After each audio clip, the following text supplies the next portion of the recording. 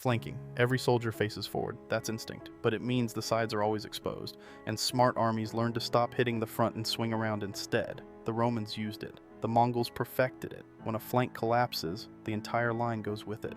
Troops suddenly fighting in every direction at once rarely survive long enough to regroup. But what if there are no sides to attack? What if the enemy is hiding behind walls? Siege warfare. You don't break the wall, but you don't need to. You surround it, cut off the food, cut off the water, then you wait. Carthage held out against Rome for 3 years. 3 years. But eventually the gates open, or the people behind them starve. Catapults and battering rams kept attackers busy, but the real weapon was always time.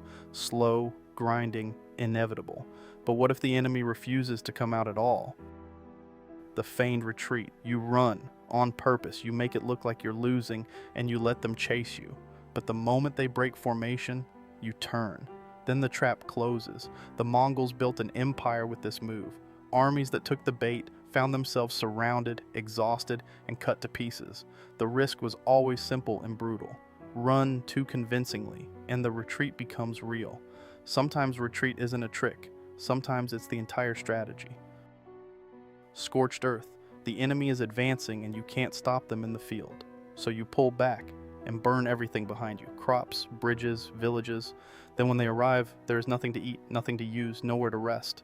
Napoleon marched into Russia in 1812 expecting a fight, but the Russians didn't fight. They burned. So by the time the French reached Moscow, they had won nothing and lost everything. You can't occupy nothing. You can't feed an army on ash. But burning the land only works if the enemy comes to you. What if you need to go to them? The pincer movement. 2 forces, 2 directions, 1 enemy caught in the middle with nowhere to look. Both wings close at the same time, compressing them until escape is impossible. Hannibal did it at Cannae in 216 BC, encircling a Roman army nearly twice the size of his own. But the key was always timing. Move too fast on one side and the trap falls open.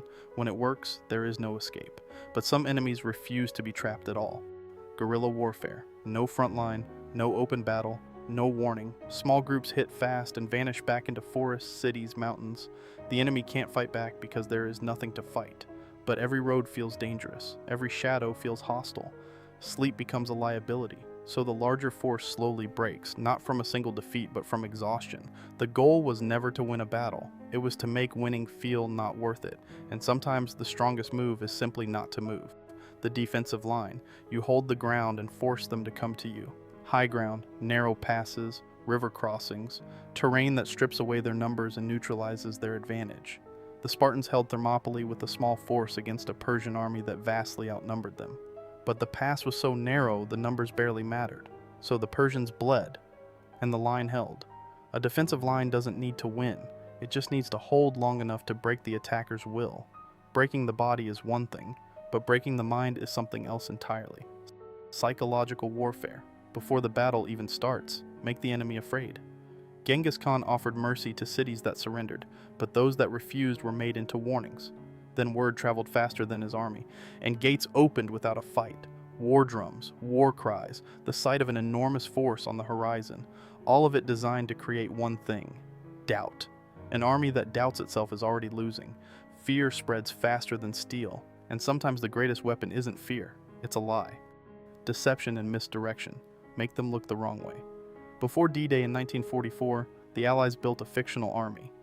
Fake radio signals, dummy tanks, a ghost force that existed only on paper, but Germany was convinced the invasion would land at Pas-de-Calais, so they held their best divisions back, waiting for an attack that never came.